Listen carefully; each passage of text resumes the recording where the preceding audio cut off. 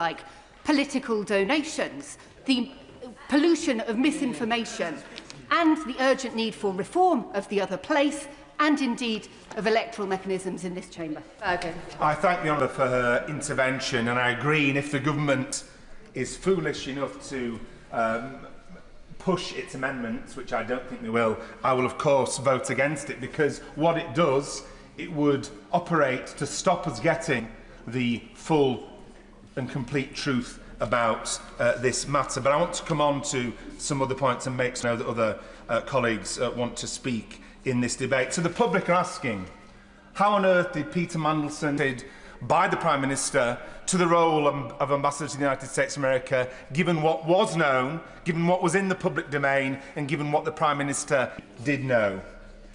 And I think that something that must come into that, and it's not a distraction, is political culture.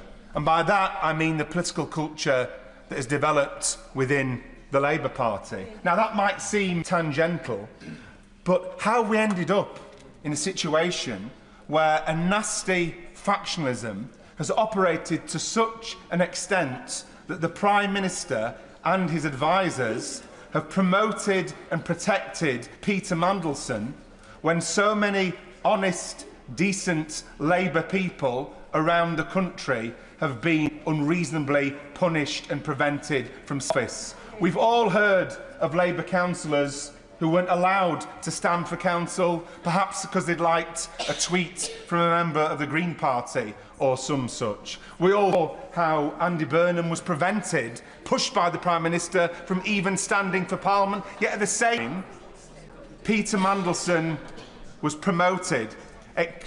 Ways were found around other people standing for fairly minor positions, but a way was found by the Prime Minister and his advisers to push Peter Mandelson over the line into the office of Ambassador to the USA. And I think the reason for that was quite simple, or one of the reasons was a nasty political factionalism. The reason that Peter Mandelson is looked upon so favourably, kicking the left in the Labour Party, and he boasted about that. So I believe that clouded their judgment at the very least, and meant that they'd find ways around what was known in the public domain, find excuses to push him over the line. When they discussed some time ago in this place, I asked many months ago how it was that, given what was known, Lord Mandelson at the time retained the Labour whip, while honourable friends from this side were still suspended from the whip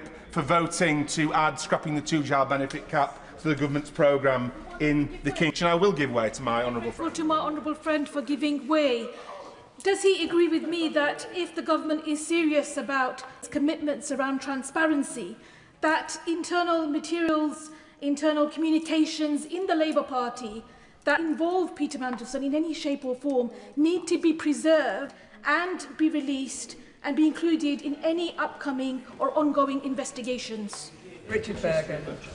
I do agree with what my honourable friend says, and I want to put on the record that my honourable friend who just made that very important intervention was treated terribly by this party, by people around the Prime Minister, by people in the party bureaucracy, whilst at the same time these people had found reasons to turn a blind eye or make excuses for what was known. And I will give way. Thank the honourable member for giving way. Do you agree with me that really what's at stake here is at a time whenever trust in the country across the UK is at a low, what the public will see, and victims in there, is the wagons being circled, no party, and that is a very real casualty of this today. Would you agree? I totally agree with what the honourable member has said, and she's made that point very powerfully indeed. And it's no wonder that trust is at an all-time low in politicians in general, because what this affair also shines a light upon, the role of the rich and powerful, and the between some at the top of politics and some of the richest and most powerful men in the world. Now, Peter Mandelson has always, I would say, had an unhealthy fascination for the super-rich and the powerful. It's, after all, he that said he was intensely relaxed about people becoming filthy rich. But I would contend as well, because I do think that with this serious debate we need full honesty. As I alluded to before, one of the main reasons that Peter Mandelson was let off the hook and eased into one of the most important offices he could be, his role in internal Labour Party factional affairs. And that is just completely wrong. I mean, I'll quote Peter Mandelson, who said, "I work every single day in some small way to bring forward the end of his term in office," referring, of course, to the Right Honourable Member for Islington North, and that comment was made whilst he was leader of the Labour Party, and Lord Mandelson was a Labour Party member. And I would say that that is a reason he was so grateful for the job that Peter Mandelson did, kicking the left again and again in the Labour Party, that they turned... I will give way shortly. I think the Prime Minister would be really delighted if I did give way, because I'm trying to come to an important point. The point I'm making is that the reward for that factional role that he boasted about, that he revelled in, the reward for that was that a blind eye was turned to the fact that the Prime Minister knew of the relationship between Peter Mandelson and Jeffrey Epstein. The reality is, and I will give way in a second, the reality is that Peter Mandelson wouldn't have made it onto a panel of local election candidates in the Labour Party. Yet he wouldn't have made it into the parliamentary Labour Party relationship with the super rich that, quite frankly, stinks. He was eased into the position of Ambassador to the United States of America. And that's the truth, whether or not people choose to admit it, and I will give way. Mike Martin. I thank him for giving way, and this is an important debate that deals with corruption on an international scale.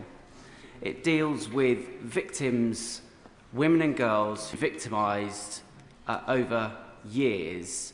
And could I just ask the honourable gentleman to lift his eyes above factional Labour politics and focus on the issues at hand? The point I'm making, he may not have understood. Maybe that's the Liberal position to these things, I don't know. What I'm talking about is the fact that victims of sexual abuse were put second to factional politics. The point I'm making is that this dirty, grubby, internal factional behaviour overrode these considerations. So, in fact, I don't disagree with him. That's the point I'm making, that these things, the lives of survivors, should have been put first. The risk that Peter Mandelson posed to national security and his deep inappropriateness for the role of USA ambassador should have been put first. So it may be that he misunderstood me, but that's the very point I'm making. And the public deserve the truth. They need to know the full truth. They need to know who argued for Peter Mandelson, despite what is known about his relation to Epstein, who argued for him to be pushed over the line and put into the role of Ambassador to the United States of America, who warned against it, and what was the role of the advisers around the Prime Minister. And I think that is fundamentally important. We can't have a situation that the public quite rightly view as totally unacceptable, because we need to know, and nothing should prevent it, exactly how this happened, because the public are completely baffled and completely disgusted. And the point has been made that we need to clean up our politics. And of course, that means no jobs for the boys when they're completely, deeply inappropriate and deeply unsuitable for it. Of course, that means looking at the role of big money in politics. Mandelson was infatuated by the rich and powerful in the same way that he was infatuated by the factional politics within the Labour Party. And these things resulted in him being appointed to that position despite what was known. And so I'll finish on this. A manuscript amendment may be brought, I don't know. It may satisfy members on this side of the House and on the other side of the House, I don't know. But no manuscript amendment will rub away this crisis. No manuscript amendment, nothing that can be said in this House will remove the fact that the appointment of Peter Mandelson as an ambassador to the United States of America, despite what was admitted was known at the time, is literally indefensible.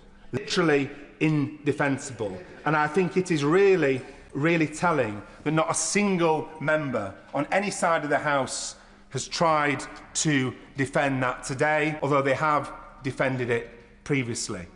And so I'll just end on that, and I just want to come back to the point that my honourable friend tried to an internal party.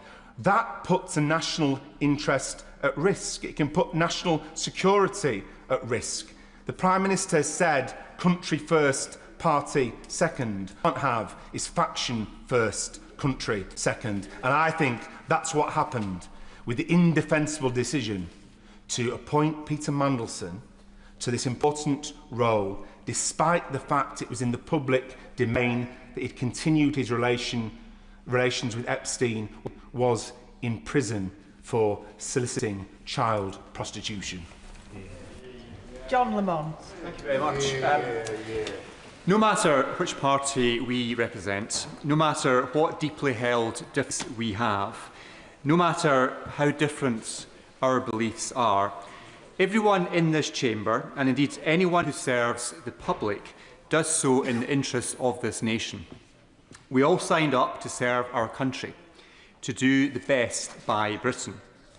Peter Mandelson has broken that vow. From politicians to civil servants, we all commit to the Nolan principles of public life. We promise to serve the public with integrity, objectivity, selflessness, accountability, openness, honesty. These principles state without qualifications that holders of public office should act solely in terms of public interest. They state that holders of public office must avoid placing themselves under any obligation to people or organisations that might try inappropriately to influence them in their work. They state that holders of public office should act and take decisions in an open and transparent manner. Peter Mandelson has broken every one of these principles. And we are here, every single member of this House and the other place, swears an oath of allegiance to the Crown. Before we take our seats, we stand here in this very chamber and swear to be faithful and bear true allegiance to His Majesty King Charles, his heirs and successors, according to law, so help me God. And that oath was, of course, to Her late Majesty the Queen. It is an oath to the Crown, but it is also an oath to this country. It is a solemn pledge of loyalty to this nation and to its people.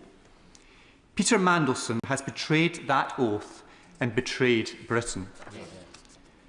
The evidence is there for us all to see in the Epstein files.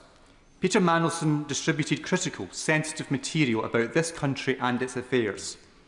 He conspired to work with foreign elites against this country's interests and against the policy of the government which he served.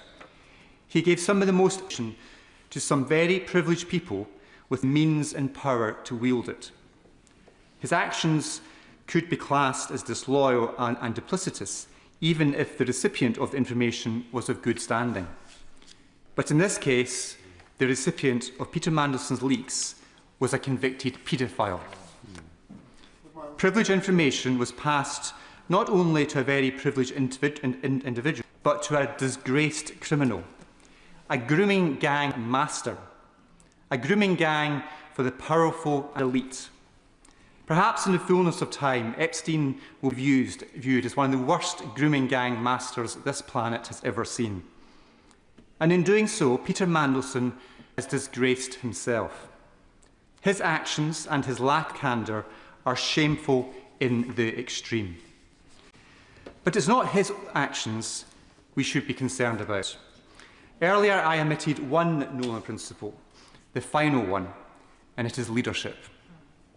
That's precisely what has been lacking from this government since its formation.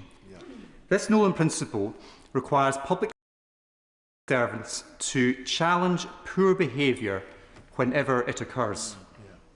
Why was Peter Mandelson's behaviour not challenged by the Prime Minister before his appointment?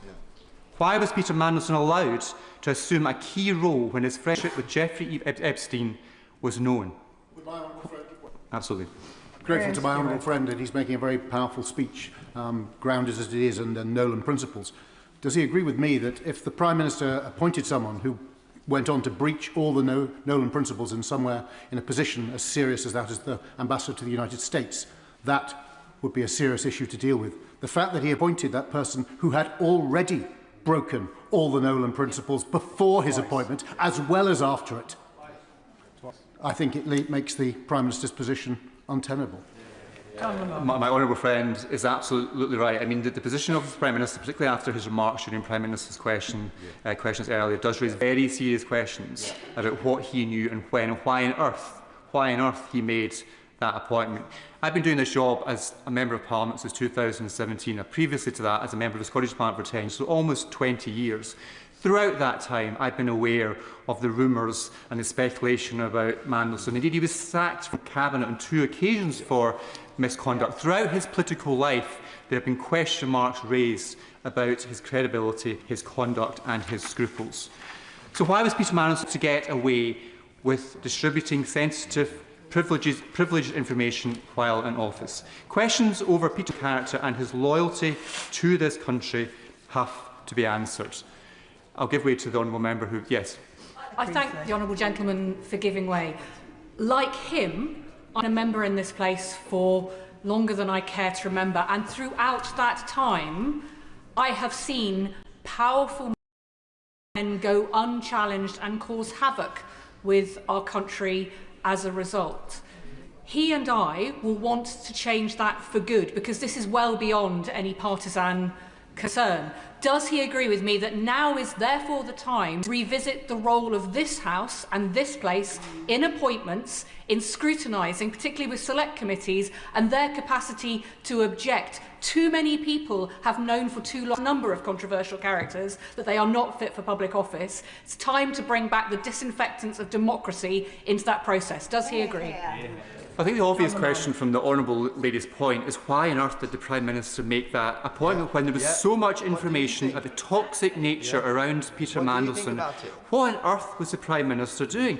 And when you have honourable member, the honourable member for Hove, the Secretary, right honourable member for Hove, the Secretary of State doing the rounds, a cabinet member doing the rounds, saying it was worth the risk. So clearly, even within the higher echelons of the Cabinet, not least the Prime Minister, there were concerns about this appointment, yet nobody did anything about it. This individual who had this association with the predator, with this grooming gang master, who was sharing, who subsequently was caught sharing information with him, sensitive information, should never have been anywhere near that important office of our ambassador to the United States. So there are so many questions the government that need to be answered, but there's crucial questions that the Prime Minister has to answer. And for me, the Prime Conduct on this is completely unforgivable. Paula Barker. Thank you, Mr. Speaker. Firstly, I want to place on record that my thoughts are with the women and girls who were victims of his cronies. I'm also deeply concerned with those who suffered incredible loss through the financial crisis in 2008. Madam Deputy Speaker, this House is at its best when we can find common ground and put aside party politics for the good of our country. And I believe that we are seeing that today. And as the Deputy Chair of both the Standards and Privileges Committees, I take that responsibility seriously. And I believe colleagues would say I always act without fear, guided by them every single day. Guided by them every single day. Our national security is of paramount importance, and I know that nobody in this House would want to undermine that. During the Hillsborough Law debate, it was made clear that there are existing legal protections for national security. At moments like this, we are reminded of the importance of the desperate need for the Hillsborough Law and a duty of candour. And during this debate today, it has been clear that allowing the ICS to have oversight is unquestionably the way forward. And at a time when public trust and confidence is at an all-time low with politicians and politics, we must individually and collectively lead the way and ensure the public lives being sacked from numerous positions. I cannot think of a more self-serving and self-absorbed politician than Peter Mandelson.